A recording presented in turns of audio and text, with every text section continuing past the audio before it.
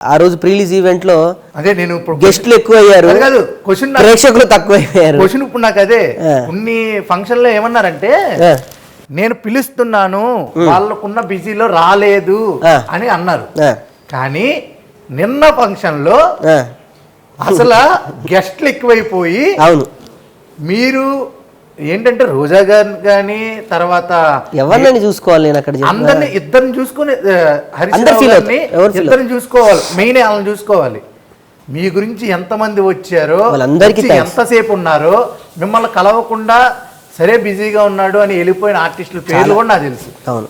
So ఈ ముఖంగా ఇక్కడ వరకు కట్ చేసి మాత్రం నువ్వు కళ్యాణ్ కృష్ణ గారికి పంపించాలి.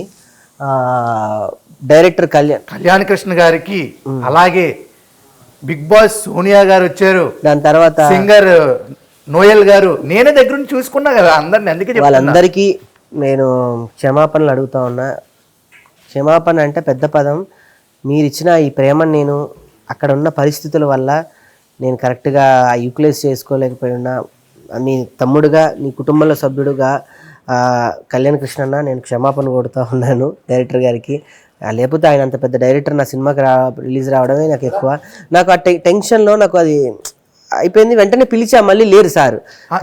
సార్ బిజీ ఉంటారు, 2 hours ఉన్నారు, కూర్చోబెట్టించా నేను. 2 hours ఆయన నా కోసం ఉన్నారంటే సార్ చాలా థ్యాంక్స్. దాని తర్వాత నోయల్ గారు అన్న చాలా థ్యాంక్స్ నోయల్ స్వామి. రఘు కుంచే సార్ ఆయన ఉన్నారు నా కోసం. తర్వాత బిగ్ బాస్ సోనీ గారు, madam I'm so blessed, thank you very much. And ఇంకొకటి హిమజా గారు పాపం వెయిట్ చేశారు. నాకు అన్ని పేర్లు గుర్తున్నాయి. దాని తర్వాత సాయి చంద్ గారి, మా వదిన రజనీ సాయి చంద్ గారు, ఆవిడ అందరు జానీ మాస్టర్ గారు ఒక వేరే లెవెల్. అంటే ఎక్కడికి ఇప్పటివరకు కెమెరా ముందుకి రాలేదు, అంటే సిచ్యువేషన్ వేరేగా ఉన్నప్పుడు అలాంటి అతను నీ కోసం నిలబడి రావడం అంటే అది ఏం చెప్తామని అసలు ఆ మాట నాకైతే ఏడుపు వచ్చింది. ప్రేమ, అంత ప్రేమ ఉన్న వ్యక్తి అసలు వచ్చి అలా మాట్లాడడం ఏంటి అసలు. అలాగే వేణుస్వామి గారు వాళ్ళ ఆవిడి రావడం ఏంటి. అందరు అంటే ఒక మాట చెప్పగానే మన కోసం వచ్చారంటే వాళ్ళు మనకి ఎంత విలువ ఇచ్చారు, మనం జీవితంలో వాళ్ళకి ఇంకెంత విలువ. జానీ మాస్టర్ గారు యాక్చువల్లీ ఒక ఇన్సిడెంట్ తర్వాత ఆయన మీడియాకి రావాలంటేనే కాస్త అంటే బాధని కాదు కానీ ఒక రకమైన ఎందుకు ఇలా చేశారు మీడియా వాళ్ళంతా కలిసి నన్ను.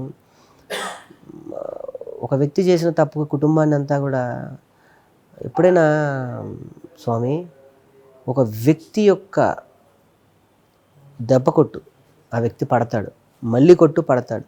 ఎప్పుడు కూడా కడుపు కొట్టద్దు, ఆ కుటుంబం మీద కొట్టద్దు.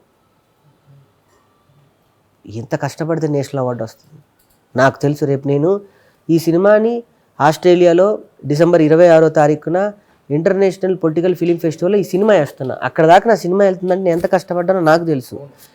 సాయి రాజేష్ గారు లాంటి నేషనల్ అవార్డు డైరెక్టర్ నా కోసం ప్రసాద్ ల్యాబ్కి వచ్చి మాట్లాడాడు. నేషనల్ ఆర్టిస్ట్ అనసూయ నా కోసం వచ్చి మాట్లాడింది. నేషనల్ అవార్డు అంటే ఈజీ నాట్ జోక్ కా స్వామి, ఎంత కష్టం ఉంటుందో నాకు తెలుసు. అలాంటి కష్టాన్ని కొట్టారు. చెట్టు కొడితే చెట్టు ఎదగడానికి కొన్ని సంవత్సరాలు పడుతుంది. ఈజీగా యాక్సో బ్లేడ్తో కోసి పడేస్తే 1 నిమిషంలో అయిపోద్ది. అలా జరిగింది. హీరో గారి అల్లు అర్జున్ గారికి నేషనల్ అవార్డు రాగానే మనం దేశవ్యాప్తంగా గర్వించాం.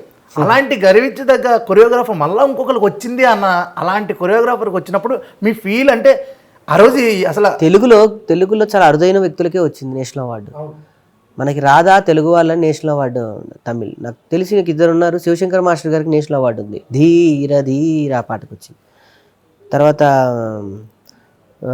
ఉన్నాయి ఇంకో 3-4 సినిమాలు. కానీ ఒక తెలుగువాడై ఉండి ఒక చిన్న సర్వసాధారణమైన ఒక కుటుంబంలో పుట్టి ఒక డాన్సర్గా, డాన్స్ మాస్టర్లు అంటే అప్పట్లో తమిళ మాస్టర్లు అందరు తెలుగులో తమిళే. ఒక తెలుగు వ్యక్తి కూడా భారతదేశాన్ని ఊపగలనని జానీ మాస్టర్ నిరూపించాడు. అన్న నా కోసం రావడం నిజంగా ఆయన జీవితంలో నేను రుణపడి ఉంటాను అన్నకి.